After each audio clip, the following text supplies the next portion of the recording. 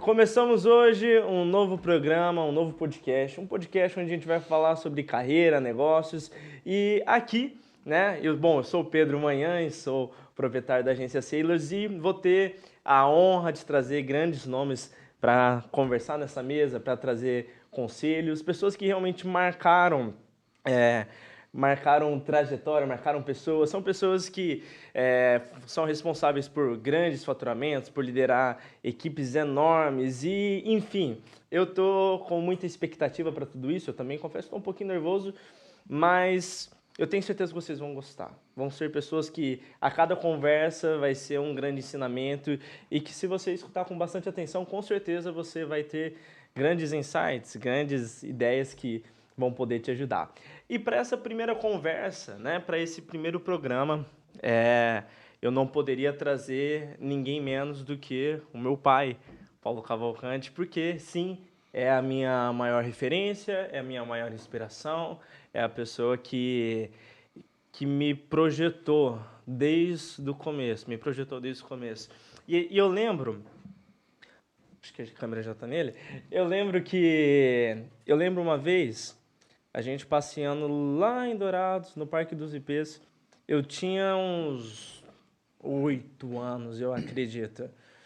E, enfim, num pensamento de criança, assim, eu falei, pai, como que faz? Como que você avalia que você se tornou um bom pai? Como que alguém pode dizer que é um bom pai? Eu lembro que eu fiz essa pergunta para você quando eu tinha uns 8 anos. Eu tava no prézinho, não tava nem na primeira série. Aí você parou assim, olhou para um lado e eu pensei assim, meu Deus, o que eu vou responder para essa criança, né? Aí você falou, olha filha, eu acho que para avaliar se é um bom pai ou não, eu só vou poder te responder quando você crescer. Porque a gente vê pelo filho que se torna, pelo homem que se torna, a pessoa que se torna. Olha, fui bem. Forte, né? Então, queria te agradecer pelo seu tempo, te agradecer por reservar esse tempinho, vir aqui gravar esse programa. Estou um pouquinho nervoso, porque eu sei que isso que eu estou começando aqui, eu não faço ideia quando que, né, aonde isso vai chegar, cada pessoa que vai sentar nessa mesa, não sei se um dia vai vir, sei lá, um dono de uma grande corporação, se vai vir talvez um senador, um governador, uma pessoa que realmente que tem um grande alcance, mas eu fiz questão que a primeira pessoa que sentasse nessa mesa para trocar essa conversa seja você. Almir Klin tem uma expressão bem interessante, que ele fala que ele tinha vencido o primeiro grande medo da vida dele, quando ele fez aquela trajetória de barquinho, né, da África para o Brasil. Ele diz, hoje... De barquinho da África para o Brasil. Só, né? Só. E ele disse assim, hoje eu venci o meu maior medo, coloquei o barco na água, né? Então, eu acho que a primeira questão é começar. Nada que você não comece tem êxito. E tudo que você começa, existe uma grande probabilidade que tenha bom êxito, né? Então, se você começou, Pedro, você tem chance. Eu tenho chance. De ter grandes, mas um êxito enorme, realmente, porque você fez o que a maioria das pessoas não consegue fazer, que é começar um projeto. Então, é para frente, para frente, para frente. Ok, acho que está mais do que iniciado, então. Qual conselho você daria para alguém que está iniciando um projeto? Olha, a grande questão é vencer os medos. Quando a gente consegue vencer os medos, a gente já começa a avançar. Tem aquele livro também, né, que diz Quem Mexeu no Meu Queijo, né? A pessoa, no final, o personagem ele se faz uma pergunta. Onde eu estaria se eu não tivesse sido parado pelos medos, né? Onde a gente pode chegar se os nossos medos não nos limitarem? Porque nós vivemos em dois momentos bem interessantes. Ou nós vivemos apavorados pelo passado ou apavorados pelo futuro. E normalmente nós não vivemos o momento presente. E apavorados muitas vezes pela questão dos futuros, por no mínimo 99% de medos de coisas que nunca vão acontecer.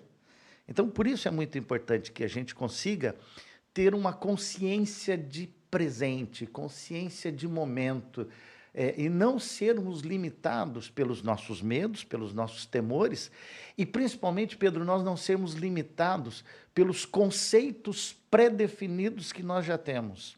Que a maioria das coisas, nós vivemos limitados por alguma coisa que nós limitamos em nós mesmos, nós colocamos esses limites em nós mesmos. E esses limites, sejam eles filosóficos, sejam conceituais, mas eles nos limitam e eles nos diminuem. E muitas vezes nós acabamos não começando, não fazendo, não experimentando, porque nós temos os limites, os medos, os temores. Então, cuidar com os medos. Eu digo que não ser dominado pelo medo. Existe um medo que é racional, que é lógico. Você não vai pôr o dedo no fogo, você não vai pôr o dedo na tomada. São os medos racionais. Mas, normalmente, nós não vivemos pelos medos racionais. Nós somos limitados pelos medos de que a casa vai cair, que o Jesus está voltando amanhã, que o mundo vai ser destruído por uma bomba que alguém vai enviar... Sei lá, medos hipotéticos, medos irracionais. E esses medos, eles estão no nosso interior e eles não acontecem. E na maioria das vezes, medos que são além da nossa capacidade de controle, que você não tem como prever, que você não tem nenhum tipo de domínio. De domínio. Sim. Tá, você tem 55 anos. 55 anos. Você nasceu em Dourados, Mato Grosso do Sul. E hoje você está aqui em Balneário há 15 anos. Eu tenho algumas informações sobre você. Eu pedi para a minha equipe coletar. Importante. Né? Pedi para a minha equipe coletar, entender um pouquinho sobre o seu perfil, a sua história. Mas melhor do que eu contar a sua história, você pode contar para a gente um pouquinho da sua história? Então, o que é interessante a gente observar? Eu sou de uma família grande. Rica de histórias. Meus pais são nordestinos, né?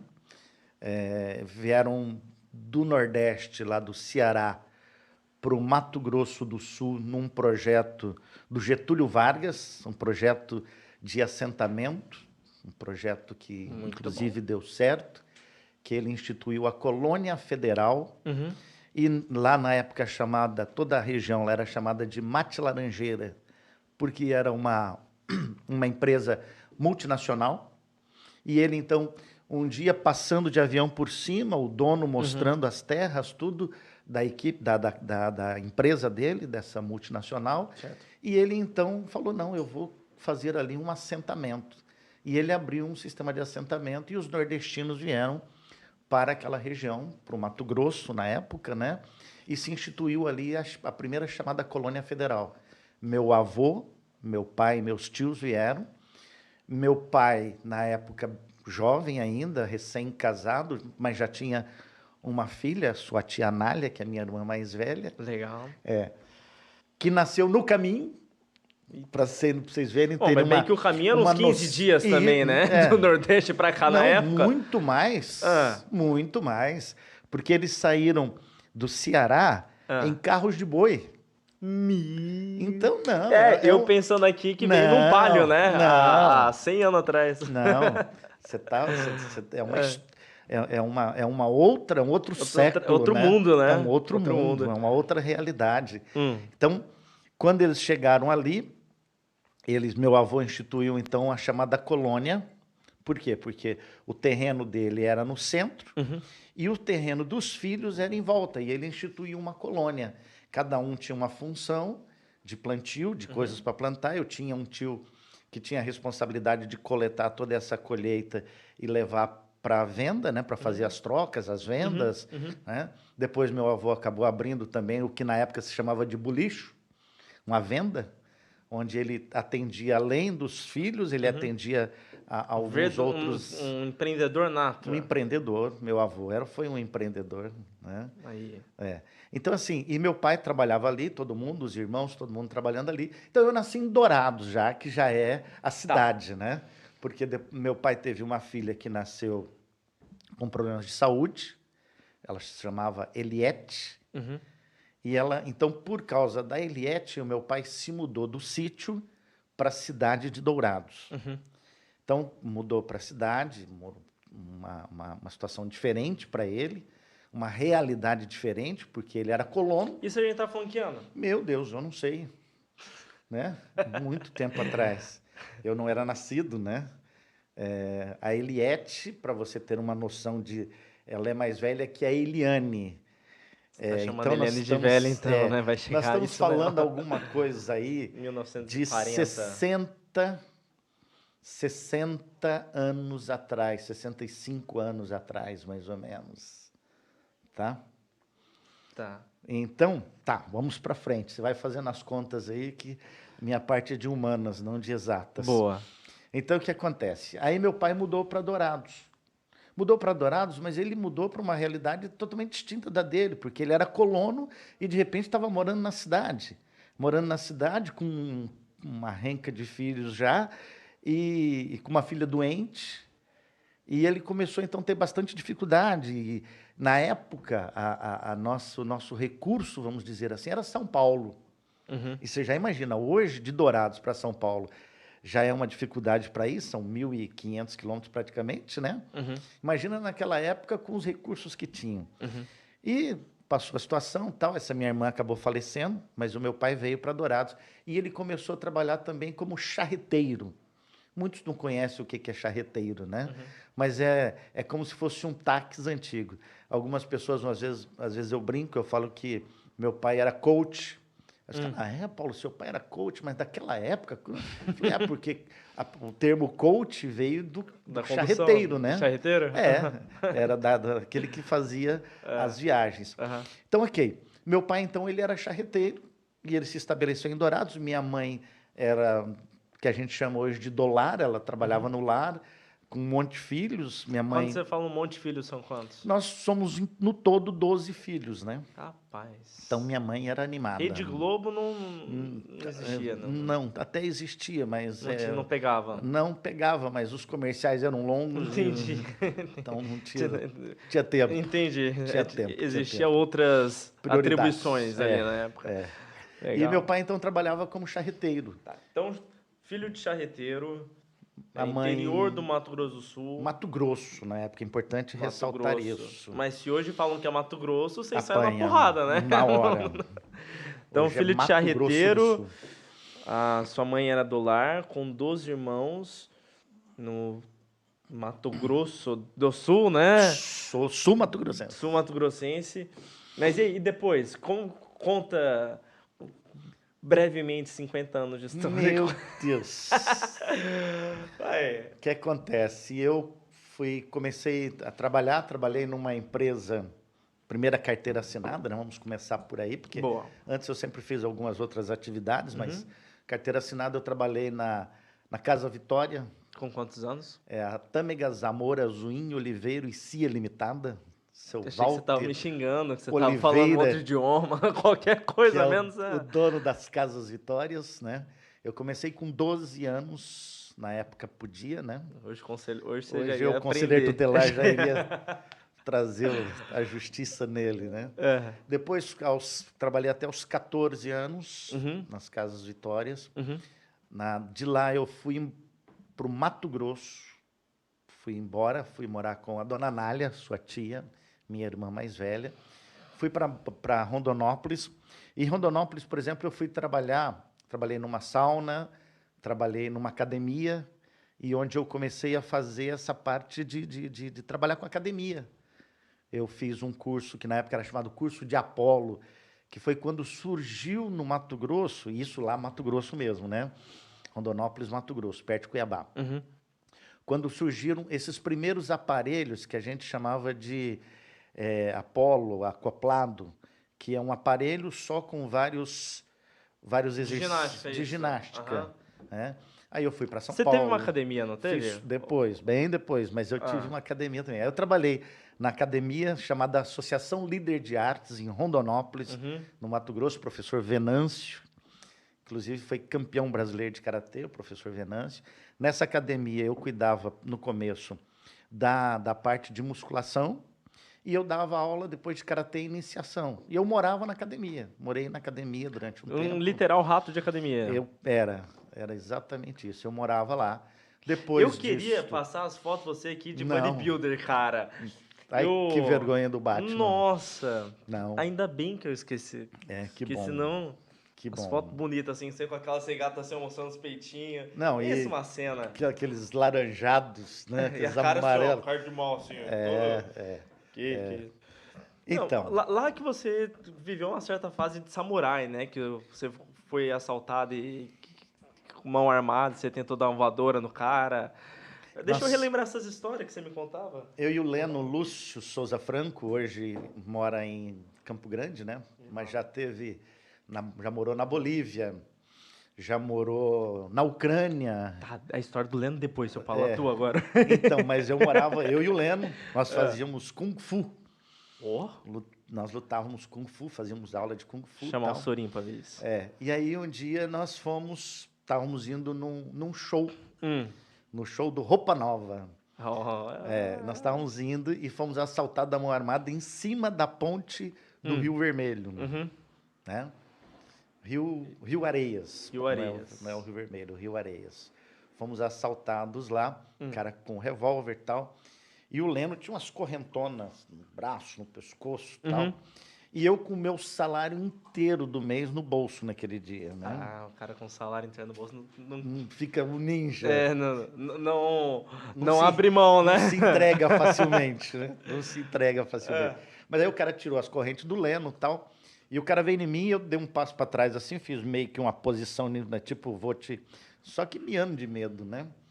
Só que aí o Leno se armou também, aí ele deu um tiro, o Leno entregou as correntes e o cara foi embora.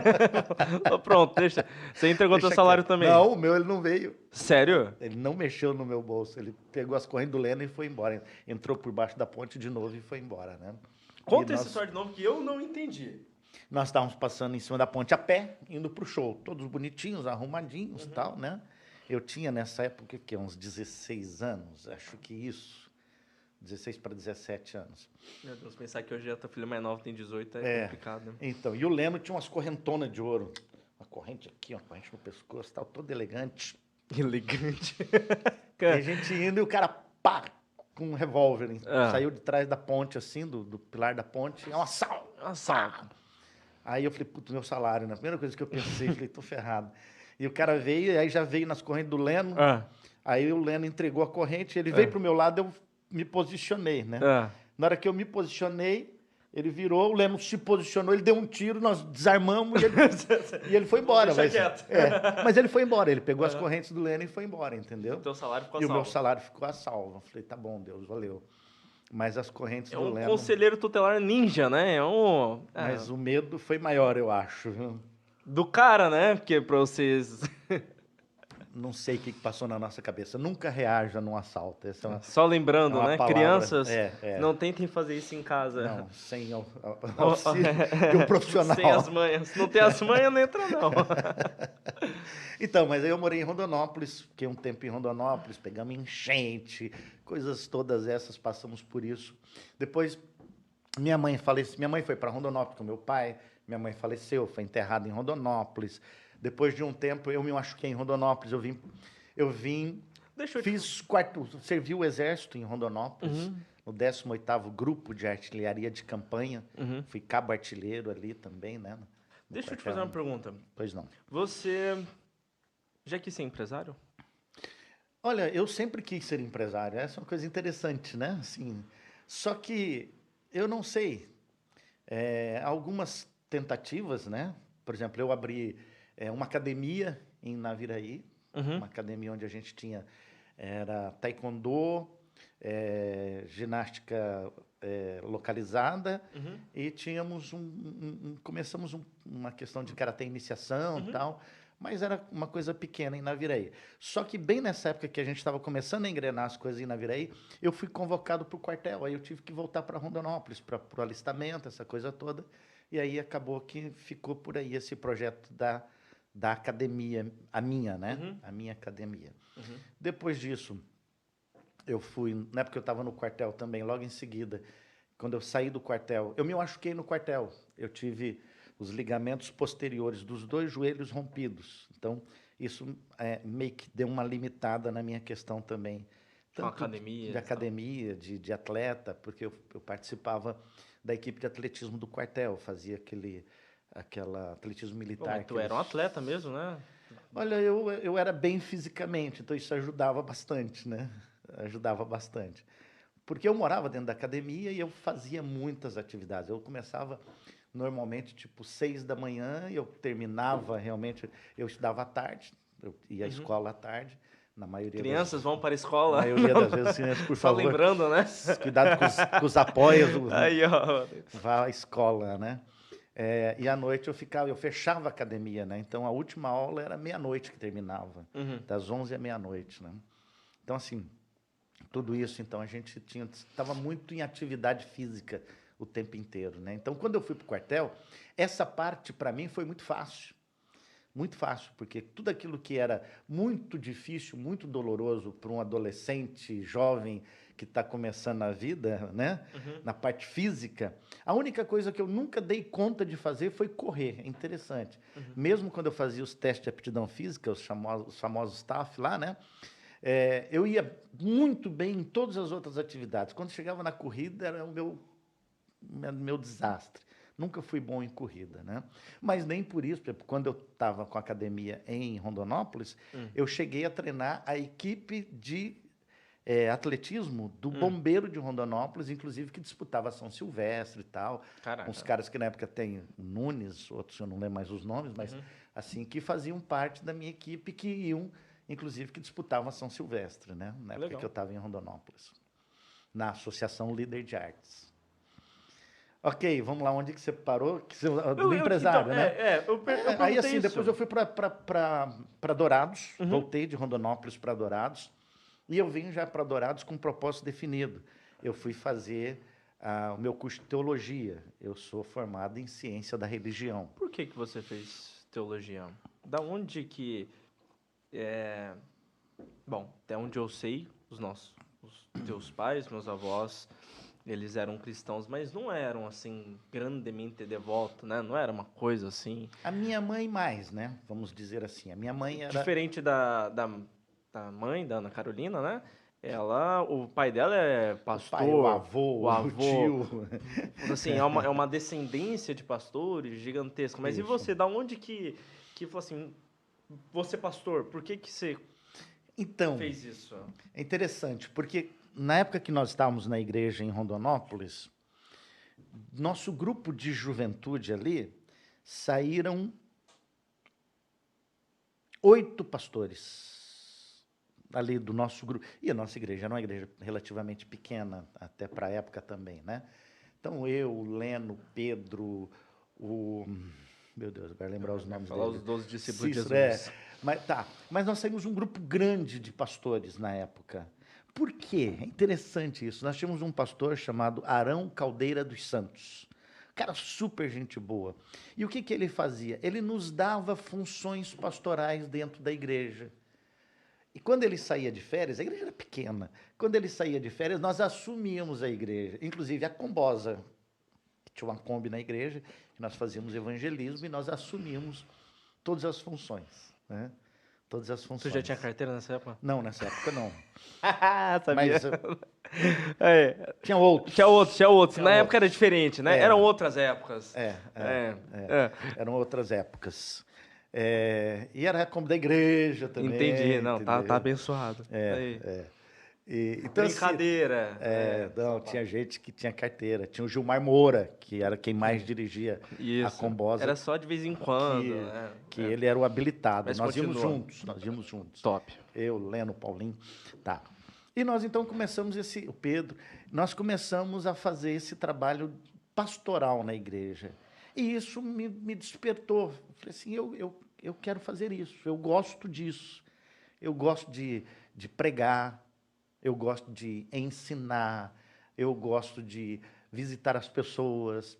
Quando as pessoas estão com alguma necessidade, eu gosto de me posicionar e falar assim, no que eu posso ser útil, no que eu posso ajudar. Então eu percebi em mim muito essa questão assim, que eu gosto de ajudar pessoas. Então foi nessa linha, aí eu fui para a faculdade. Mas teve um fato interessante. Quando a igreja foi votar, A igreja foi votar. para que eu fosse para a faculdade teológica, porque lá a igreja vota. A igreja é que diz se você tem vocação ou não, entendeu? Não é só você falar assim, eu quero Não, fazer a faculdade e a não, igreja... não. Para você ir para a faculdade teológica, você tinha na época, inclusive, né, Faculdade Teológica Batista, você tinha que ter a indicação da igreja, tinha que passar por uma sessão da igreja, onde tinha que os irmãos, em unanimidade, falar que você tinha vocação para ir para a faculdade teológica. E naquela época também, as faculdades teológicas eram pagas pela igreja. E aí, na época, até gerou uma polêmica, porque eu falei o seguinte, que eu não queria que a igreja pagasse a minha faculdade teológica. Aí o pessoal falou, mas Paulo, mas é comum, é de praxe e tal, né? Se a igreja recomenda, a igreja paga. Eu falei, mas eu não quero, porque se amanhã ou depois eu entender que eu não sou vocacionado ao ministério pastoral, eu não quero que isso pese sobre mim, que eu vou continuar no ministério pastoral porque a igreja pagou a minha faculdade. E eu consegui, né, votou então a minha indicação para a faculdade teológica, mas que eu não era pago pela igreja. Né? Não era financiado pela igreja. Teve irmãos, por exemplo, o Gilmar Moura, lembrando dele de novo, foi o que pagou a minha matrícula na faculdade teológica. Então, irmãos da igreja tal fizeram esse movimento. Eu fui para Dourados. Cheguei em Dourados, eu fui trabalhar. Fui trabalhar na prefeitura. Eu trabalhava na Fundação de Esportes de Dourados, chamada FUNSED. Eu coordenava a divisão de lazer da cidade, trabalhava, fazia faculdade teológica, né? Sou formado em, já falei, né? Ciência da religião, e fazia essa faculdade de teologia e trabalhava na prefeitura de Dourados. Trabalhei na prefeitura de Dourados, fui depois... Só que eu trabalhava com lazer. E eu fazia as feiras, eu fazia os shows, eu fazia todos os eventos que tinha de lazer na cidade, eu que fazia. Eu que contratava as bandas que tocavam nos eventos e tal. Devia ser um auê, né? Não. Que você na faculdade de teologia, Isso. atleta de karatê e fazendo os shows da cidade. Nossa! Não, é aí o que acontece. Quando começou a chegar mais perto da minha formatura, do meu término... Quantos anos a faculdade? São 4 anos. Bom. E eu acabei fazendo em 5, porque algumas disciplinas eu acabava não conseguindo fazer por causa das atividades. A minha faculdade se estendeu um pouquinho também por outros motivos, mas... Isso, faz parte. Faz né? parte. Mas aí eu conversei com o prefeito, por quê? Porque começou a ficar assim... tinha muitos eventos finais de semana, e eu tinha que estar na igreja nos finais de semana. Eu fiz a implantação de uma igreja num bairro Nova Dourados e tal, então eu tinha muitas atividades eclesiásticas, né? E às vezes eu tinha, por exemplo, a festa agropecuária da cidade, né? A exposição agropecuária da cidade, que eu tinha que coordenar os shows, tinha que coordenar os eventos, tinha que coordenar toda a agenda das festas da cidade, desde as pequenininhas, que eram os dias de lazer nos bairros da cidade, até os grandes eventos, passavam pelo meu departamento. E eu comecei a ter muita dificuldade nesse sentido. Aí eu conversei com o prefeito, na época o Braz Melo, que era o prefeito, gente boa toda a vida, e ele me colocou numa outra função. Eu fui, então, coordenar o setor dentro da área social. Eu passei como efetivo na prefeitura de Dourados, comecei a ser agente social. Isso com quantos anos? Você faz umas perguntas difíceis. Eu tinha acho que 20 anos. Caraca, com 20 anos, tu já 21 anos. Tu tinha saído de uma coordenação e estava como efetivo, como agente social. Como agente social. Aí eu assumi Mas casa, concurso público. Então, mas era uma coordenação, pelo que você está falando, né? Não, agente social era um concurso público. Certo. Eu trabalhava na assistência social. Assim, eu fiz o concurso da prefeitura e fui efetivado como agente social. Entendi. Mas aí o Braz me chamou para uma coordenação que era o quê? A Casa do Menor Trabalhador. Eu coordenava um projeto que é uma coisa muito antiga, que você não vai ter nem noção disso, mas antigamente nós tínhamos um problema muito sério no Brasil, chamado meninas e meninos de rua. Havia muitas... Como a gente vê hoje os andarilhos, a gente vê essa situação... Vou trazer um exemplo mais claro para você talvez entender. A Cracolândia. Tá. Aquele movimento todo de gente na rua, morando na rua. Drogado, coisa. Nós tínhamos com as crianças e com os adolescentes. Entendeu? Caraca, criança mesmo que morava na rua, sem pai, sem mãe. Fumando, e era questão de droga, era o quê? Cheiravam cola, faziam pequenos roubos, mas eram mais moradores de rua. Né? Então, assim, eles tinham também alguns exerciam algumas atividades, que eram os engraxates e os flanelinhas, os cuidadores de carro. Então, eu montei um projeto na época, junto à Prefeitura de Dourados. Então, nós tínhamos os educadores de rua, que faziam esse trabalho com a criança e o adolescente, sentava com eles no meio-fio, batia papo, levava lanche, Coca-Cola, fazia esse movimento para ganhar a confiança deles. Nós tínhamos uma equipe de assistentes sociais que identificavam a família dessas crianças que estavam na rua e começavam a fazer um trabalho com essas famílias. Por que que essas crianças tinham saído de suas casas? Por que que estavam na rua? Então, onde essas famílias moravam, quais eram as dificuldades que elas tinham. Tinham todo um trabalho de base em cima dessas famílias, né? E depois que essas famílias eram bem trabalhadas, que essas crianças ou esses adolescentes também estavam sendo trabalhados pelos educadores de rua, que eles vinham na casa, que eles tomavam banho. Nós tínhamos uma marcenaria que fazia as caixas de engraxate, então a gente levava a criança ou adolescente lá para aprender a fazer a caixa dele. A gente fazia todo esse trabalho com eles e começamos também a fazer a reintegração deles com a escola. Quando a gente sentia que já dava uma certa liga, então nós começávamos a fazer o trabalho de aproximação entre a família e essa criança ou esse adolescente. Normalmente era adolescente, né, que estava na rua, para que a gente pudesse ter essa reintegração. Lá nós temos muito problema também com os indígenas, né? Muitas crianças indígenas também vinham para a rua, acabavam virando ali meio moradores de rua. Então a gente fazia um trabalho junto à FUNAI, junto à aldeia, junto à Missão Evangélica Caiuás, que faz um trabalho muito bom também com a questão dos indígenas, e a gente fazia a reintegração desses adolescentes, dessas crianças com as suas famílias. E aí então eu trabalhei nesse setor, e foi um setor que me deu muito prazer, né? Logo depois eu fui pastorear mesmo. Eu saí da prefeitura, logo depois que o Braz saiu, eu também saí, pedi a exoneração, e eu me mudei para Ponta Porã, Mato Grosso do Sul, onde eu fui ordenado pastor evangélico, né, da Igreja Batista em Ponta Porã. Fui ser pastor. Eu já era casado, já tinha me casado fazia um ano e meio, mais ou menos, certo, que eu havia me casado, e mudei para Ponta Porã. Fiquei 2 anos em Ponta Porã. Nós implantamos uma igreja, pode-se dizer, praticamente do zero lá também, porque foi bem interessante, que nós tínhamos um terreno, hoje a gente chamaria de célula, né? Nós tínhamos um pequeno grupo ali em Ponta Porã, nesse bairro chamado Bairro São João, e nós fizemos um projeto com os americanos. Veio um grupo de americanos, e eles, em 7 dias, eles construíram a igreja toda. Inclusive os bancos, o púlpito, tudo. Eles chegaram e vieram, aquela equipe e tal, com aquelas pré-moldados, né? Não de madeira, porque foi uma das primeiras até que não foi de madeira, porque era meio comum eles virem e faziam uma congregaçãozinha, mas era um pré-moldado de madeira. A nossa não, foi de concreto. Então fizemos essa igreja ali no bairro São João, em Ponta Porã. Fiquei 2 anos ali, depois eu fui para Água Boa, no Mato Grosso. Deixa eu te fazer uma pergunta. Isso daí você falou, então, que você começou com 22 anos como agente social lá em Dourados, né? Coordenando todos esses... Creio que seja essa idade aí. 20, 22, tá aí, nessa média. Já faz bastante tempo, né? Mais difícil lembrar. E não tinha Instagram para postar uma fotinha, né? Você falou assim, vamos dar uma olhadinha aqui, lembrando, aqui. Né? Não tinha. Mas, então, basicamente, ele 20, 22 anos, enfim.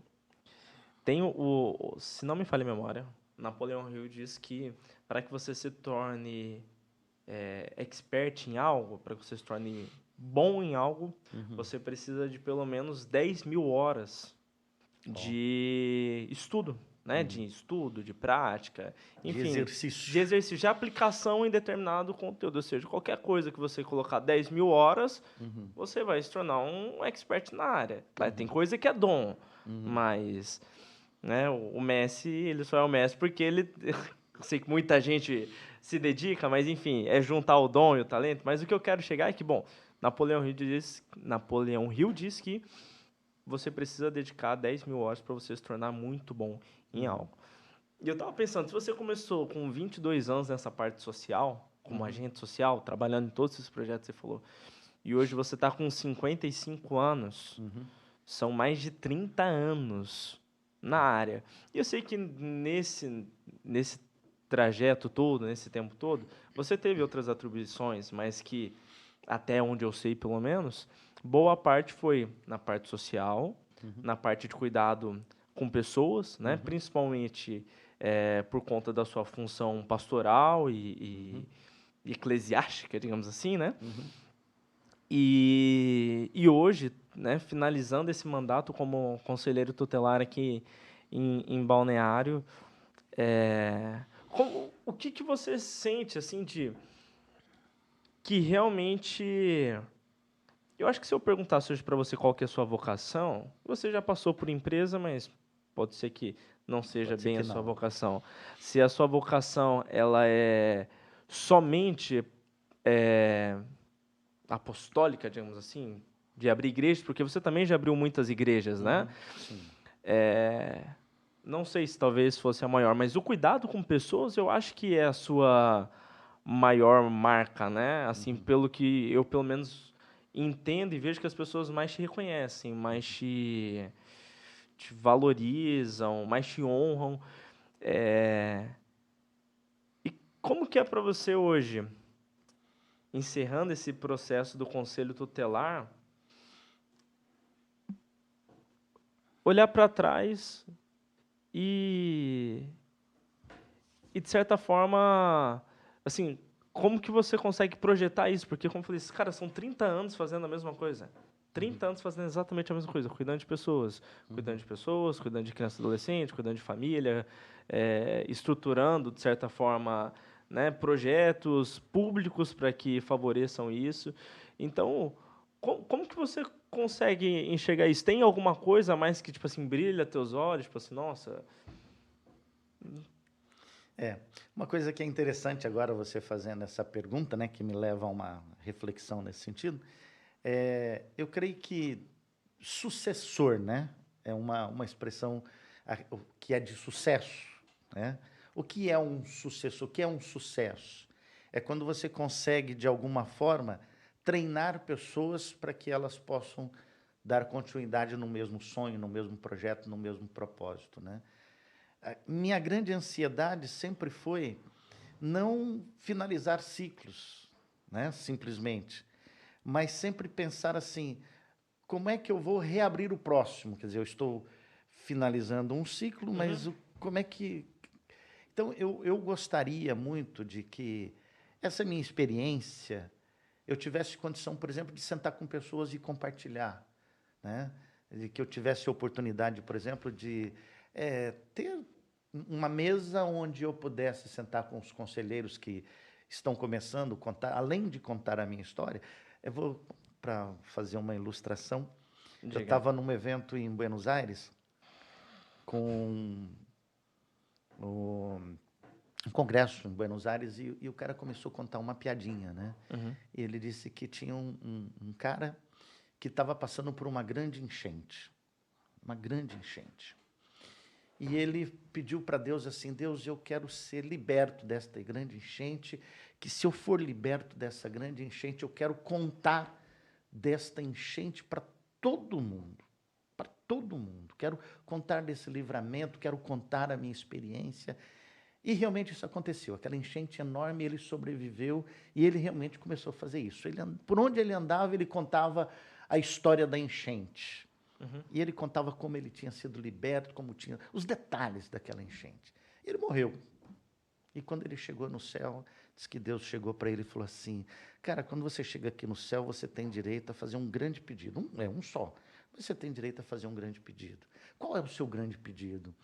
Aí diz que ele parou, pensou e falou assim, cara, você sabe que eu passei por uma grande enchente, que eu fui liberto.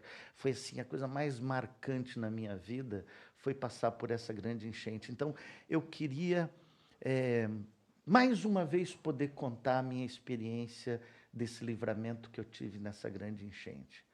Aí Deus falou, tá bom, tudo certo. Chamou o Gabriel, o Miguel, organizaram tudo, todo mundo sentado ali, Auditório pronto. auditório pronto, teste som, né? Luz, câmera, tal. Aí ele chegou e falou assim: "Ai, eu estou um pouco nervoso porque eu acho que eu nunca contei meu testemunho para um grupo tão grande assim." Aí disse que alguém cutucou ele e falou assim, fica tranquilo, entre os que estão te ouvindo está Moisés. Legal. O cara passou Quem é pelo... você na fila do pão? Moisés, Noé, Tá aí. né? Aham. Tá ali, Noé na arca, Aham. aquela... Então, assim, o que eu vejo, né? Muitas vezes a gente se esquece que próximo a nós tem pessoas que têm experiências tão ou muito maiores que a nossa, né?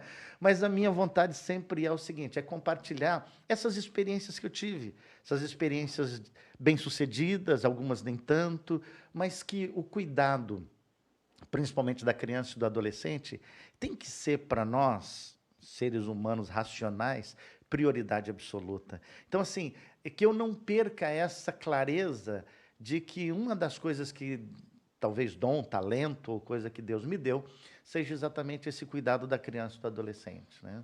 Então, eu tenho vontade de, sempre que eu puder, eu compartilhar as minhas experiências a respeito do cuidado da criança e do adolescente. Não sei se é isso. Como que foi para você ganhar a eleição do Conselho Tutelar? Essa foi fácil, duro foi perder essa última. Foi muito bom, porque eu tinha uma vontade, né? Eu fui candidato a conselheiro tutelar e perdi. Fui candidato a conselheiro tutelar e ganhei, né? Ganhei e eu pude, né, terminando o mandato agora, termina dia 9 de janeiro, mas eu tive o privilégio, a oportunidade. E eu tô terminando o meu mandato assim com aquela consciência de que tem falhas, mas eu procurei fazer o meu melhor, eu procurei me dedicar nesse meu mandato como conselheiro tutelar, né? Essa última eleição eu tive 1.217 votos, não foi possível, mas eu tenho certeza que algo melhor virá, né? Quem sabe até não seja essa aí de continuar contando as minhas histórias em alguns cursos de formação, algumas coisas nesse sentido. O que você aprendeu nesses 4 anos de conselho? Pedro, o conselho é uma coisa que surpreende a gente, porque eu tinha uma visão do conselho tutelar antes de entrar. Eu tinha uma visão assim até meia utópica, sabe?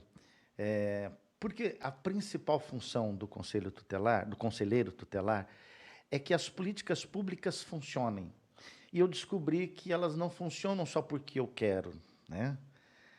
Tem pessoas, as pessoas estão inseridas nessa engrenagem. E nem todas as pessoas que estão inseridas na engrenagem, elas estão inseridas com um propósito simplesmente de que a coisa funcione, que a coisa flua. Muitas pessoas estão inseridas na engrenagem porque elas foram colocadas ali. E muitas vezes elas acabam meio que sendo uma das partes da engrenagem que dá aqueles pulinhos. E isso, então, faz com que esse sistema de garantia de direito ele não flua como realmente deveria fluir. Ah, mas é porque eles querem? Não, às vezes não é nem porque querem, às vezes é porque estão inseridos no lugar errado. Às vezes até porque não conseguiram entender toda a dinâmica que porque não é uma obra de uma mão, não é uma obra de uma pessoa.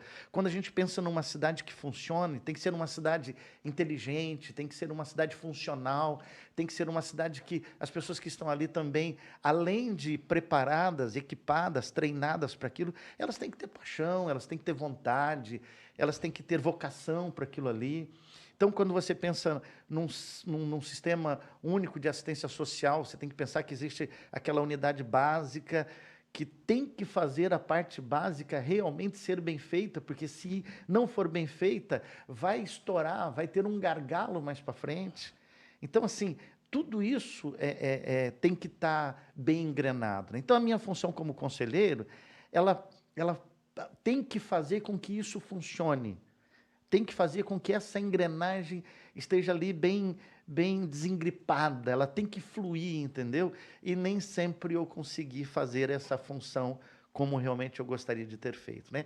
Então, tem isso. O trabalho do conselheiro, ele acontece mais com as famílias ou com o sistema?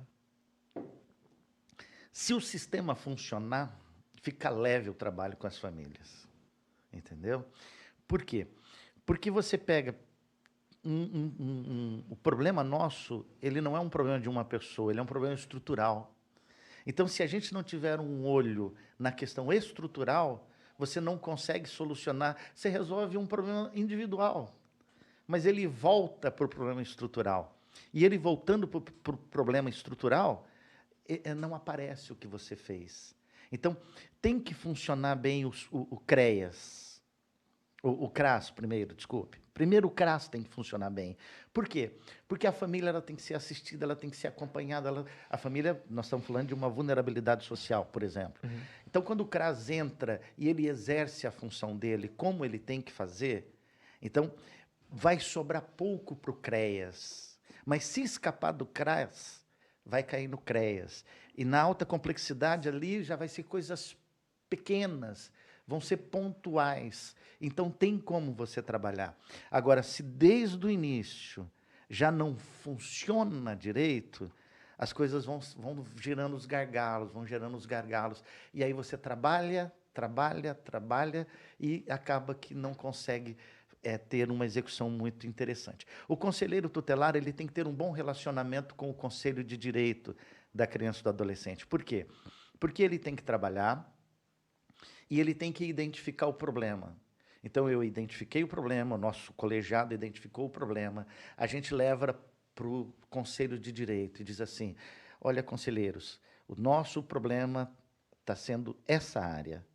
Aí o conselho de direito vai discutir aquela situação, vai questionar aquela situação, vai analisar aquela situação e vai apresentar ou um projeto ou uma proposta para o prefeito, mas para que aquilo ali seja sanado. Então, se o conselho não trabalha direito, ele não consegue apresentar para o CMDCA, que é o Conselho de Direitos da Criança e do Adolescente, uma proposta adequada. Se o Conselho de Direito ele não é alimentado pelos dados, pelas informações, pelo bom relacionamento com o Conselho Tutelar, ele não executa, ele não consegue fomentar as políticas relacionadas à criança e do adolescente de maneira que os problemas sejam sanados. Como que isso chega para a família que está precisando, né, que aciona o Conselho Tutelar? Porque tudo isso que você está falando,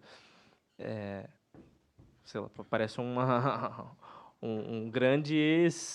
engrenagem, como você falou, um grande Isso. sistema e tal, né, o sistema de direito, o CREAS, o CRAS, sei lá, todos os órgãos que você está citando, mas no final das contas, né, eu te perguntei, o trabalho do conselho, ele se torna mais... Você gasta mais tempo, acho que essa é a pergunta, com o sistema ou, de fato, com a família? Aí que tá. Deveria ser com o sistema, mas a gente gasta mais tempo com a família. Mas tem uma razão por isso. Qual é o maior problema do mundo? O meu. O meu. Isso é o básico, entendeu? Hoje eu tive um fato interessante. Uma pessoa me procurou no conselho, né? E até conversou com a Camille. Eu estava numa formação hoje de manhã. E conversou com a Camille e falou assim, eu preciso de uma vaga de tempo integral no núcleo de educação infantil. Certo. A Camille falou para ela, você não tem direito, porque você não tem emprego. Caraca. Entendeu? Ela falou assim, como é que eu consigo um emprego se eu tenho que ficar com o filho? Tcharam. Entendeu? Caraca, que Por isso que eu estou dizendo... questionamento, hein? Que sinuca de bico. Por isso que eu estou dizendo que é um sistema, não é uma situação, entendeu? Então, por exemplo, aí... E que isso não é a Camille, né? Não é ela que escolheu, não é ela que escreveu as regras do jogo. Não, entendeu? A pessoa, para ter um direito a uma creche tempo integral, ela tem que cumprir requisitos. E um dos requisitos que tem lá é que ela tem que estar trabalhando. Ela tem que ter carteira assinada. Como é que ela consegue ter carteira assinada tendo um bebê em casa que não tem com quem ficar? Se ela não tem uma família extensa, alguém que dê suporte, alguém que dê um amparo. Ela precisa que o Estado oferte para ela essa educação integral. Se ela não tem essa educação integral, ela não consegue trabalhar. Se ela não consegue trabalhar, ela vai ter outras fragilidades estruturais. Ela vai precisar o quê? De um aluguel social? Por quê?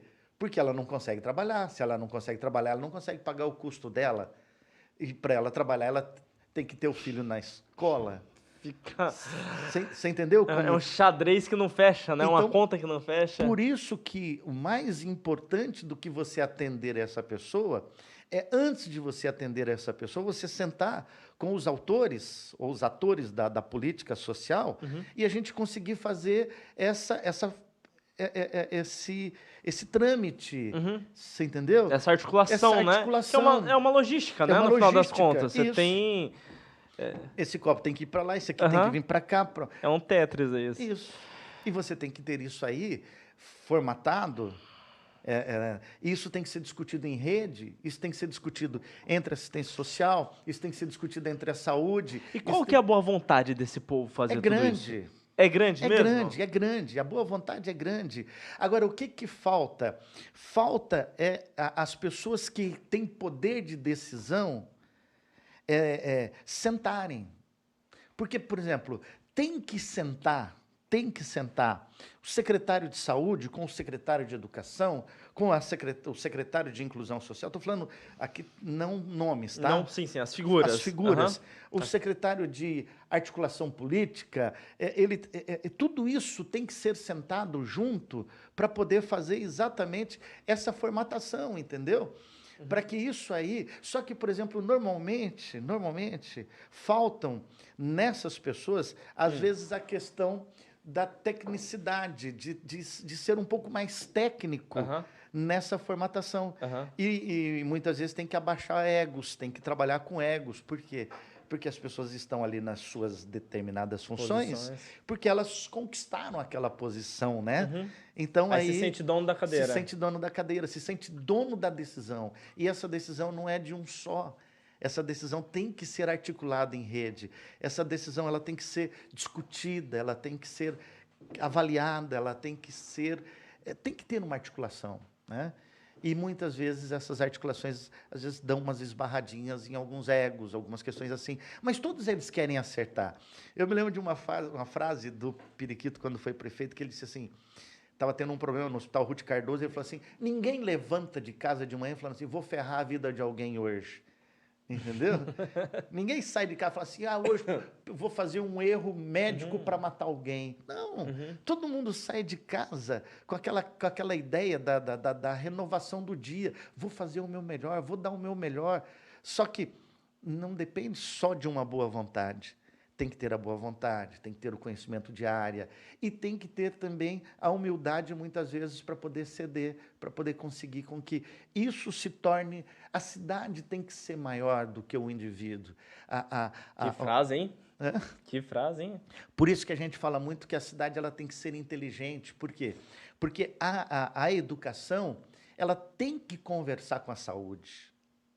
A assistência social ela tem que ter uma compreensão de que aquela família que está sendo assistida por ela precisa ter acesso à saúde, tem que ter acesso à educação, tem que ter acesso ao esporte, ao lazer.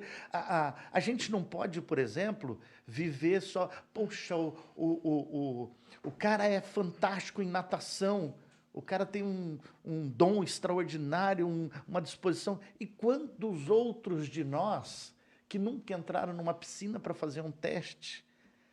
Quantos de nós, por exemplo, que nunca tiveram a oportunidade de pegar uma prancha de surf e entrar no mar para fazer um teste com alguém que entenda, para dizer o seguinte, nossa, esse garoto tem jeito, leva jeito. Aí a gente fala assim, o cara começa a ir para o surf, para a prancha de surf, o cara fala assim, o cara é um vagal, o cara não quer trabalhar, porque tá indo... Aí quando vira atleta... Nossa, que mas fenômeno. O cara nasceu pra isso, e né? veio do nada, saiu lá da favelinha e hoje está disputando o Mundial. O cara do skate, a gente mete a boca no skatista fazendo barulho para quem está, principalmente aqui em Balneário, o cara está na cobertura ali, deitado, quietinho, tal, de repente... Plá, plá, plá, plá. O que é? Moleque pulando de skate na praça ali, fazendo barulho, tá? E de onde é que vieram as fadinhas da vida? De onde que vieram os grandes atletas? Eles surgiram do quê? Não, eles foram se fazendo. Sim. Né? Agora, o Estado ele tem que enxergar isso aí. Ele tem que olhar, por exemplo, naquela pista que eu já ouvi muitas vezes como conselheiro tutelar. Paulo, essa pista de skate aqui, isso aqui é um antro de maconheiro, de não sei o quê. Tá, a gente tem que jogar luz, a gente tem que ter a presença do Estado ali, de maneira que ali não se torne um ponto ruim. Mas ali é que surgem os atletas, é na quadra de esportes que surge o atleta. Aí nós temos escolas, por exemplo, um monte de escolas na cidade. E as quadras todas fechadas. As crianças, para poder fazer o uso da quadra, por exemplo, elas têm que pular o muro, têm que arrombar a sala de educação física para poder pegar a bola. Isso sempre foi assim ou é recente? Isso é um problema, assim, entendeu? Mas a não educação... vamos entrar em polêmicas. Não vamos entrar em polêmicas. A educação, ela tem que conversar com o esporte, ela tem que conversar com a assistência social, ela tem que conversar, por exemplo, com as políticas públicas de segurança. Porque, por exemplo, um bairro que está tendo problemas de segurança pública, a educação tem que olhar para esse bairro, a assistência social tem que olhar para esse bairro, o esporte, a cultura tem que olhar para esse bairro. Eu acredito que se a gente trouxesse o secretário de segurança, o secretário de saúde, eles diriam que estão fazendo isso. Uhum. Certo. A gente sabe que Balneário... tá? A gente sabe que Balneário é uma cidade acima da média, uma cidade maravilhosa, uma cidade que os índices de segurança, educação, tudo isso comparado com o país inteiro é surreal, é extremamente elevado. Mas você que está na UTI da cidade, né? Assim, no conceito tutelar que ninguém vai lá porque tá tudo bem, né? Não. Ninguém fala assim, opa, eu tô passando aqui para agradecer porque o colégio lá tá uma maravilha. Não. É porque deu um problema. Como que fica para você? Porque, querendo ou não, tudo que tem de negativo cai lá, né? Esse é um problema. Por quê? Porque a gente, sempre que vai conversar com uma das secretarias, a gente vem com um problema. A gente não vem... E aí é que está o nosso erro. Aí é que está o nosso grande problema. Porque nós não temos que sentar com o secretário e trazer simplesmente o problema. A gente tem que sentar com o secretário e tem que trazer exatamente esse conceito da rede. Você tem que trazer exatamente esse conceito de me apresenta a solução, então. Entendeu? Esse é o problema. E é o conselheiro que tem que trazer essa solução? Porque o que acontece? Ele é que está no chão da fábrica, ele está muito mais próximo da comunidade. Então, por exemplo, assim, é ele que sabe aonde que está a boqueira. Por quê? Porque ele tira o adolescente da boqueira, não é a polícia. A polícia sabe. Se você perguntar para ela onde estão todas as boqueiras, eles sabem onde estão. Agora, eles sabem saber uma coisa, conseguir tirar o adolescente de lá é outra.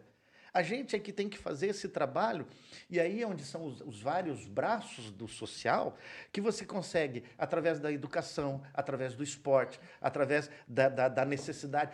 Muitas vezes, por causa de uma questão de apoia, né, de um aluno que está faltando na sala de aula, que chega para nós, a escola é obrigatória 5 dias consecutivos ou 7 dias alternados no mês, ele tem que comunicar ao conselho tutelar que esse aluno está fora da sala de aula. Se isso funciona, vamos usar essa... Funcionou isso. Então, chegou para mim que um aluno está fora da sala de aula. Por que esse aluno está fora da sala de aula? Ele está doente? Ele está com... Qual o problema? O que desencadeia ele faltar nesses dias?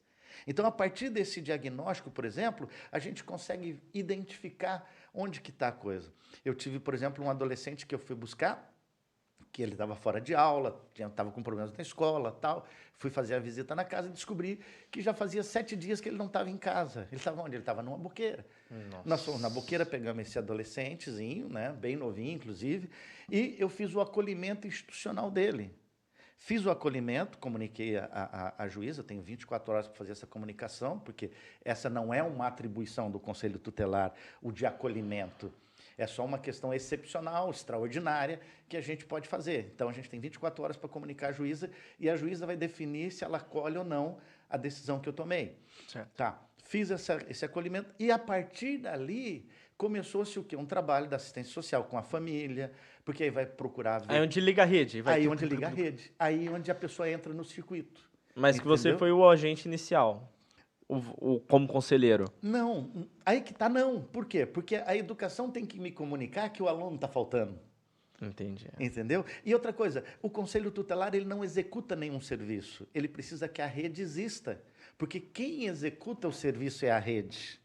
Nesses 30 anos de ação social, você já deve ter visto muita coisa feia, né? As coisas assim, muito tristes, as situações complicadas.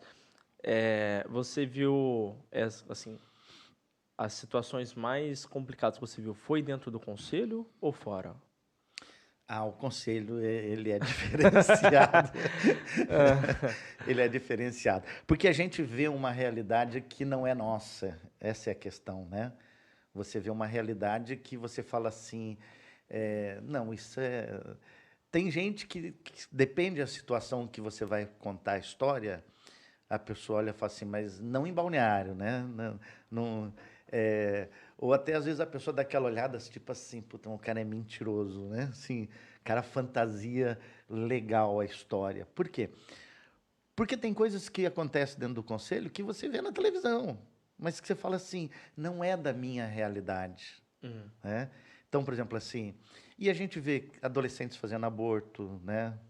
Você acompanha situações. Eu acompanhei, por exemplo, questões de aborto, os chamados abortos legais. Né?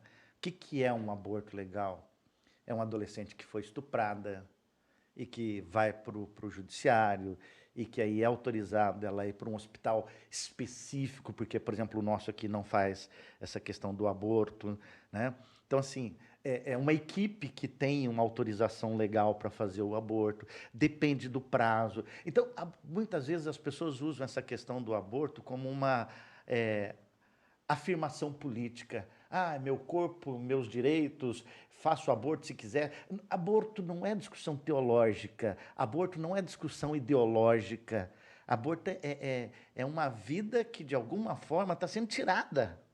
E aí você tem que analisar se aquilo ali é a última alternativa, se isto é realmente uma alternativa. Nós tivemos um caso aqui, por exemplo, de uma juíza que ela acompanhou uma situação de um aborto, ela fez uma proposta para que não fosse feito o aborto, isso aí foi judicializado, e ela responde até hoje por essa questão. O aborto foi feito na adolescente, né? Mas, então, assim, tudo isso, quando você está dentro do conselho, você passa por essas circunstâncias de ver questões de aborto, questões de estupro de vulnerável, de padrastos tendo relação sexual com as enteadas, pais tendo relação sexual com filhas. Teve uma situação de uma adolescente que a mãe faleceu e o pai simplesmente colocou ela como esposa. Ele continuou tendo uma vida conjugal com a filha. Né? Então, são situações que acontecem no conselho, que são situações que não é do nosso dia a dia. E não é de conversa da mesa. A gente nunca conversa isso em casa. Né? Então, assim, o conselho é diferenciado.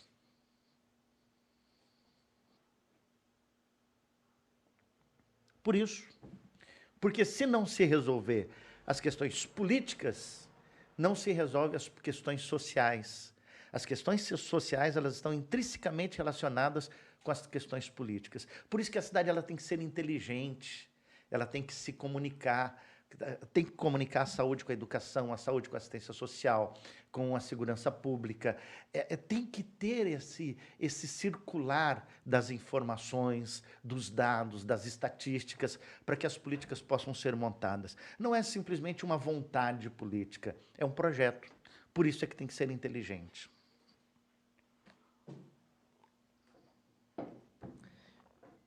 Bem, E talvez hoje... eu tenha fugido totalmente do não. conceito Não, de não. A minha questão era atender. justamente essas situações Tá, assim, mas eu vim para porque... Balneário, tá? Então, você...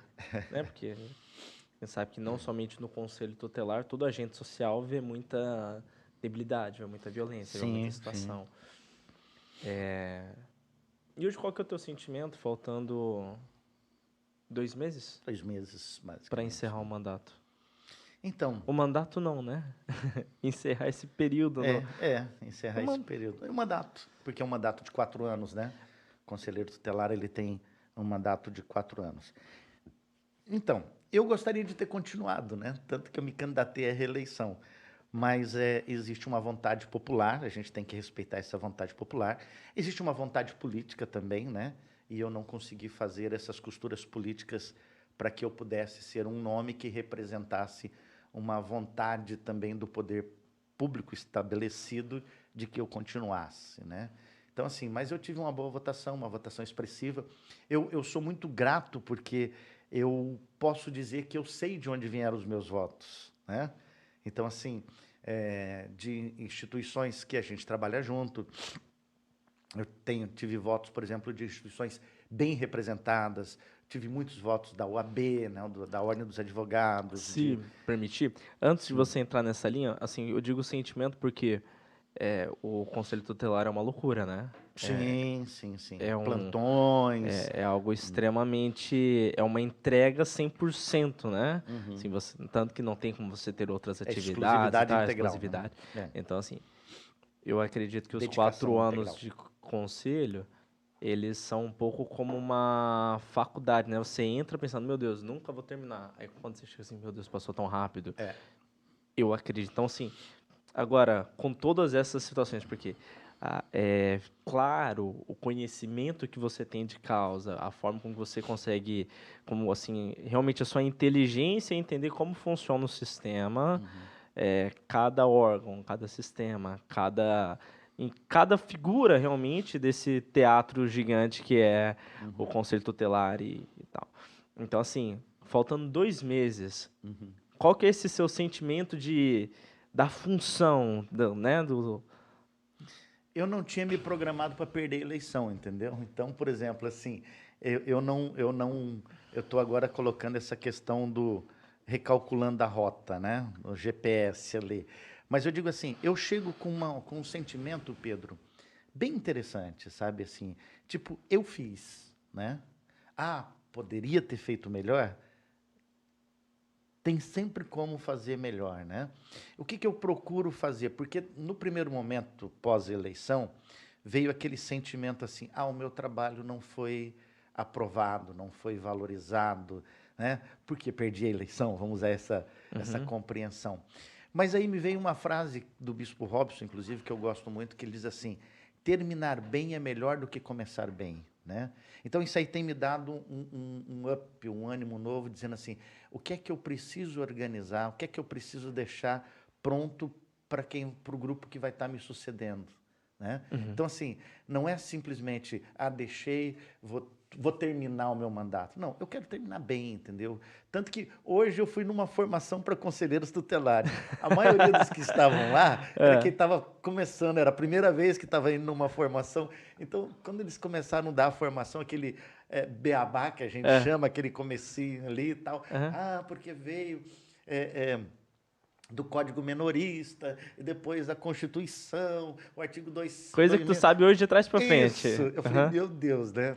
Eu fiquei ali ouvindo aquela formação, falei assim, meu Deus, é bem o comecinho. Eu falei, porque não era para mim aquilo ali, né? Vamos dizer assim. Por quê? Porque era para quem está chegando. Né? Eu falei, mas eu quero terminar bem. Né? Eu quero terminar bem. Eu quero olhar os meus casos, naquilo que eu ainda puder contribuir nessa questão do fluxo, da formação, para que a gente possa deixar o melhor possível para o próximo grupo que está chegando agora, né? Que toma posse dia 10 de janeiro. Né? E eu tenho uma proposta grande, eu estou fazendo uma luta grande. Né? O que você diria para quem votou em você? Porque foram 1.217 votos. Dentro da realidade de Balneário, aqui com 500 votos, um vereador se elege, você movimentar 1.217 pessoas num domingo, numa eleição que não é obrigatória. Assim, o que você diria para essas pessoas? Não, gratidão, né? Gratidão. É uma expressão de gratidão inteira. Por quê? Até porque, como eu falei, eu sei de onde vieram os meus votos. Então, os meus votos não foram votos que aconteceram. Foram votos trabalhados, né?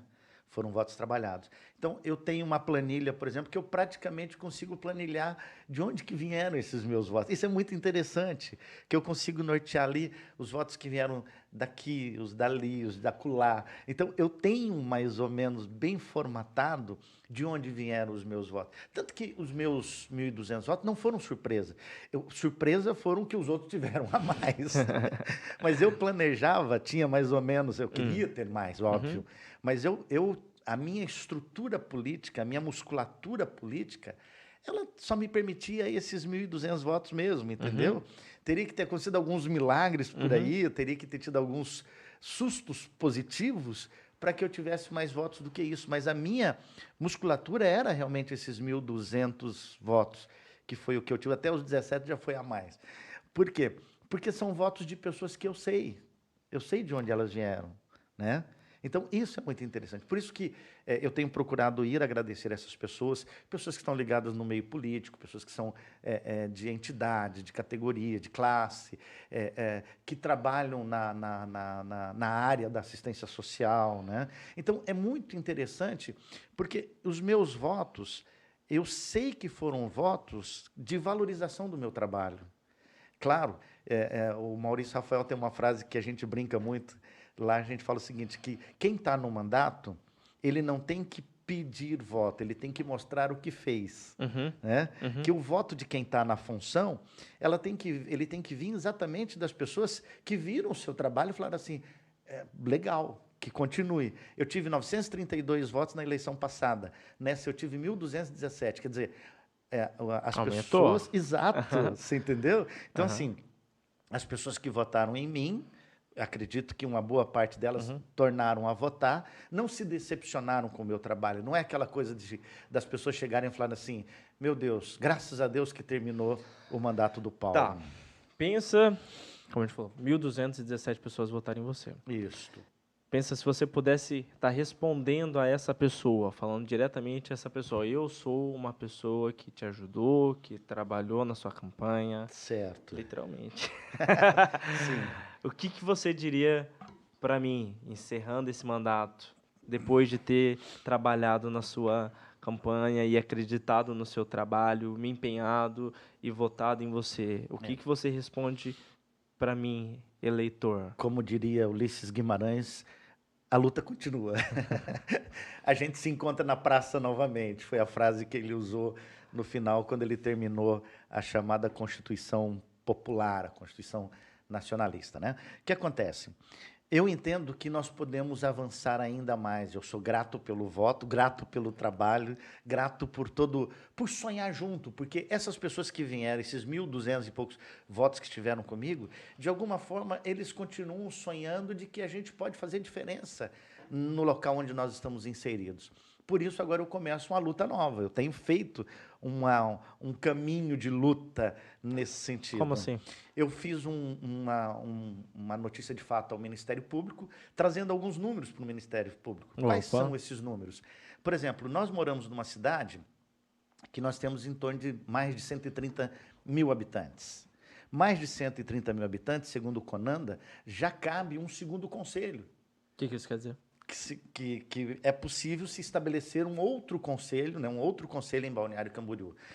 Outro dado que eu trouxe, por exemplo, nessa notificação que eu fiz ao Ministério Público, que todo final de semana em Balneário Camboriú é uma loucura. Nós temos uma cidade que acolhe praticamente todo final de semana umas 300 mil pessoas. Um outro número que eu acrescentei também foi o seguinte, que nós temos hoje mais de 600 habitações em Balneário Camboriú. 600? Habitações. Apartamentos, casas. 600 prédios, assim? Não, 600 habitações mesmo. Uhum. Por exemplo, eu moro numa habitação. Uhum. Você mora numa outra habitação. Sim, sim, sim. Cada um de nós. Então, assim, hoje, se 600 famílias quiserem se mudar para Balneário, pode se mudar. Entendeu? Assim, é possível. Por quê? Porque existem mais de 600 habitações, né? Casas prontas, prontas para serem habitadas. Nós temos, por exemplo, uma realidade ali entre 20 de dezembro a mais ou menos 10 de janeiro ali, onde a cidade recebe 1 milhão de habitantes, né? E nós, por causa dessa sazonalidade, nós temos alguns problemas seríssimos em Balneário. O que acontece? A partir de setembro, há um fluxo migratório muito grande para Balneário. E quando chega, por exemplo, em março para abril, existe um fluxo contrário. As pessoas, elas saem de Balneário. Só que nesse bolsão ali, nós temos problemas de apoia, que é o quê? Que é o aluno fora da sala de aula. Então surgem alguns números extraordinários em Balneário que não é normal. Aham. 1.800 e poucos alunos fora da sala de aula. Onde é que estão esses alunos? Muitas vezes eles já estão inseridos de novo em sala de aula, mas estão em outro estado, em outra situação, em outra realidade. E está chegando gente, todo dia tem um monte de gente chegando com sonhos, com projetos, com perspectivas para Balneário Camboriú. E todo dia tem um monte de gente indo embora, saindo com frustrações, com decepções, com traumas. Aham. Né? Então, assim, e a política pública, então Fica nesse altos e baixos, ela ó. sofre com isso, Aham. entendeu? Então, quanto nós precisamos de creche em Balneário Camboriú? Quem é que sabe? Porque esse número é tão maluco, porque você não tem como você zerar uma outra questão da política pública que é muito interessante, porque a política pública ela não zera. Por quê? Porque se você tem uma saúde excepcional, as pessoas vão abandonar os planos de saúde, mais pessoas vão vir para a região. Nós temos, por exemplo, uma política interessante da questão do autista. Tem gente que se muda para Balneário, que tem filhos autistas, exatamente para poder usar dessa política pública. Coisa Entendeu? boa. E ao Nós mesmo temos- tempo sobrecarrega, né? Não tem como. Isso. Tá, mas o que você tava falando que você levou pro Ministério Público? Uma proposta para se estudar a criação do segundo Conselho Tutelar. Isso não é uma decisão do Ministério Público, tá? Isso é uma decisão política, uma decisão do prefeito. Cabe ao prefeito porque tem a questão de custo. Então, um projeto que tem custo cabe ao prefeito. Mas nós solicitamos isso também ao Ministério Público, solicitamos ao prefeito, solicitamos também, estamos encaminhando também para o Conselho Municipal dos Direitos da Criança e do Adolescente e estamos fazendo também uma conversa política com vários vereadores, com gestores, com pessoas que têm influência política nesse sentido, para que a gente possa ter o segundo Conselho Tutelar em Balneário Camboriú. Por quê? Alguém pode perguntar assim, que a visão que as pessoas têm é o seguinte, Conselho Tutelar não faz nada. E é isso mesmo. Por incrível que pareça, eu vou ter que admitir. Por quê? Porque o Conselho Tutelar, ele não executa nenhuma política pública. Mas o Conselho Tutelar, ele faz com que as políticas públicas funcionem. Então, se tiver conselheiros tutelares com menos serviço, significa que eles estão trabalhando melhor, que eles estão trabalhando bem.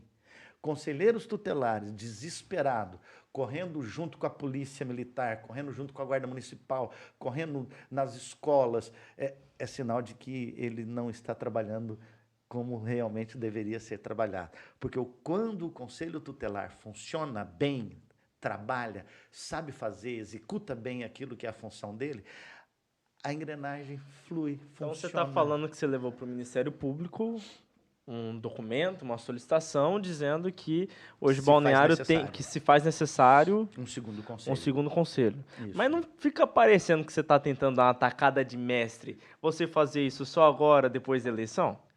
Claro, porque cada um trabalha o seu interesse, entendeu? Eu tenho esse interesse de continuar exercendo essa função no Conselho Tutelar. Só que, ao mesmo tempo, o que eu quero que você entenda, Pedro?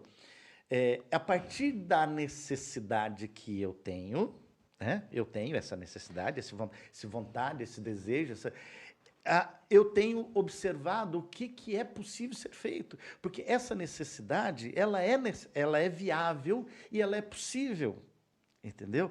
Então, assim, um segundo Conselho Tutelar em Balneário Camboriú, ele vai favorecer que essas políticas consigam ser articuladas. Nós vamos ter condições, por exemplo, de trabalhar melhor, com mais tempo, nós vamos poder dividir as cargas que hoje estão sobre 5 conselheiros, nós vamos poder dividir em 10, nós vamos poder pensar a cidade de uma maneira mais articulada.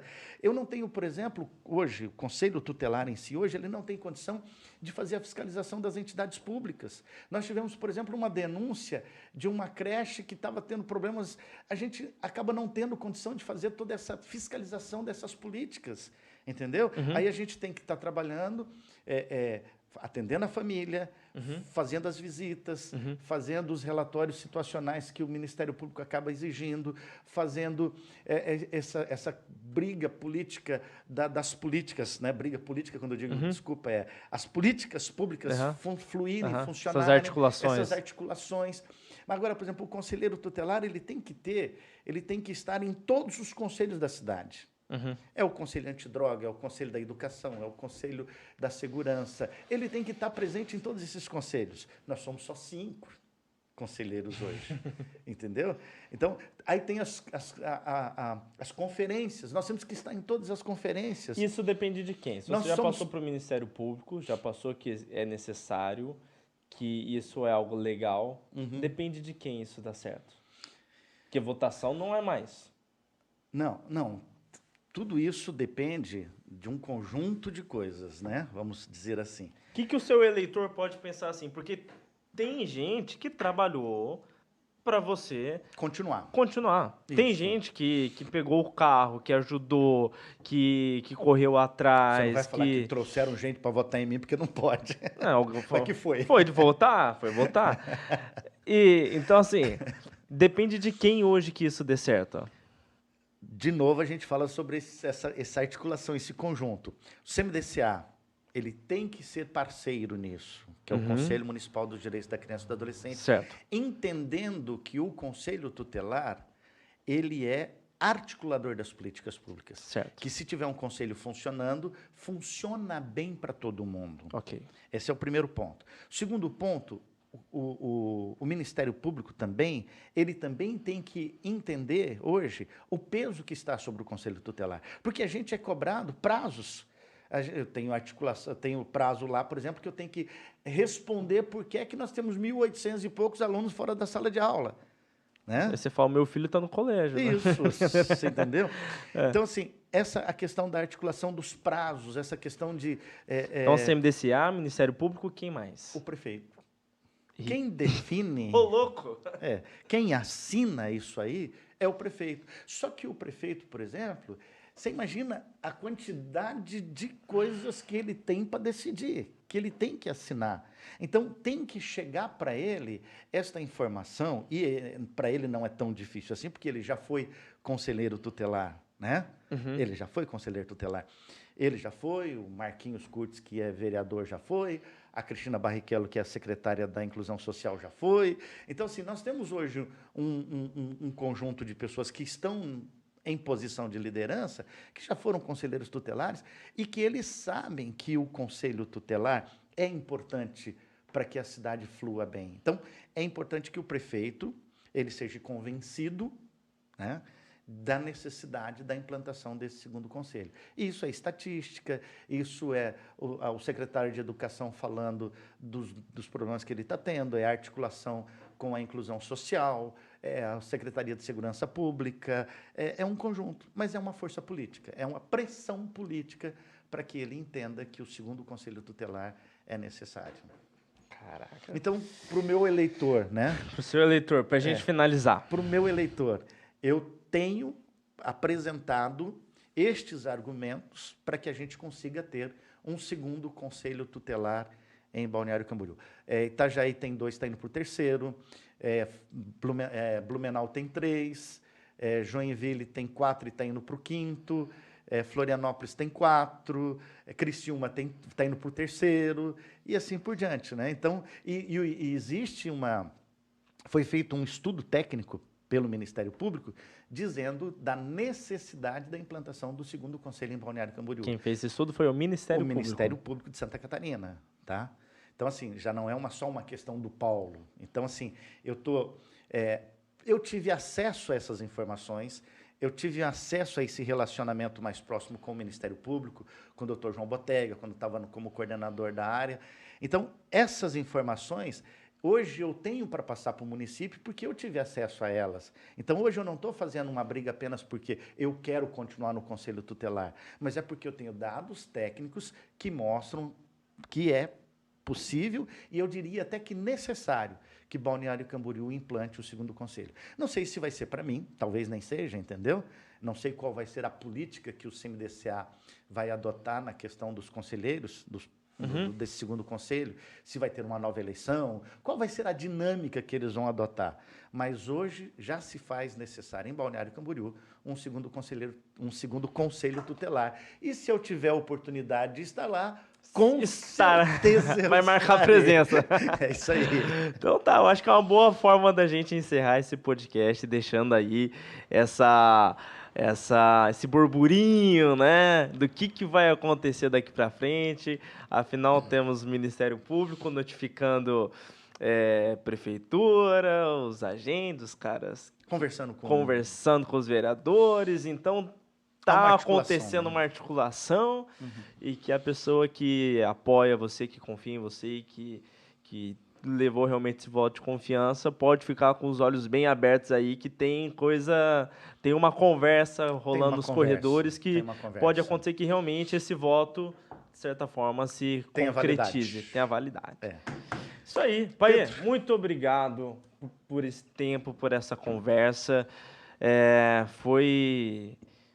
Foi mais do que eu imaginava. A gente conversou sobre tanta coisa e eu espero em breve que a gente possa estar aqui conversando novamente e comemorando e falando. A gente confia 100% em Deus, né? E muitas vezes quando acontecem as situações, a gente não consegue entender 100%, mas uma coisa a gente sabe que Deus é por nós e que tá no controle. Deus está no controle e que no final das contas a gente sempre vê que Deus tinha algo melhor para nós. Mas queria mais uma vez te agradecer por ter vindo até aqui, por ter gravado essa conversa, ter falado, meu Deus, tudo que você disse aqui, que eu nem sei quanto tempo que deu esse podcast. Também não, mas... E eu te lembrar, que hoje eu só tenho a agência, né, a agência Sailors, porque você me trouxe o primeiro cliente. Você vê? Você trouxe o primeiro cliente da nossa agência e antes era uma ideia. Por tua conta se tornou realmente uma realidade. E eu estou trabalhando bastante para poder, de certa forma, honrar você, poder fazer com que essa dracma, essa oportunidade que você me deu, eu possa multiplicar, né? Que eu possa crescer. Perfeito. Tá bom? Eu desejo sucesso. E eu tenho certeza que o caminho que Deus tem para você, ele é excepcional, ele é excelente, ele está iluminado. Amém. Por aquilo que Deus tem para nós. Nós sempre somos mais do que vencedores. Então, se você veio dessa origem de vitória, de conquista em conquista, você vai continuar conquistando sempre. Amém. Sucesso! Valeu! E é isso aí, galera. Encerramos aqui esse podcast, o primeiro episódio. Já fica aí na expectativa de qual vai ser o segundo programa, o segundo convidado. E pode ter certeza que é daqui para melhor. Até a próxima. Tchau, tchau.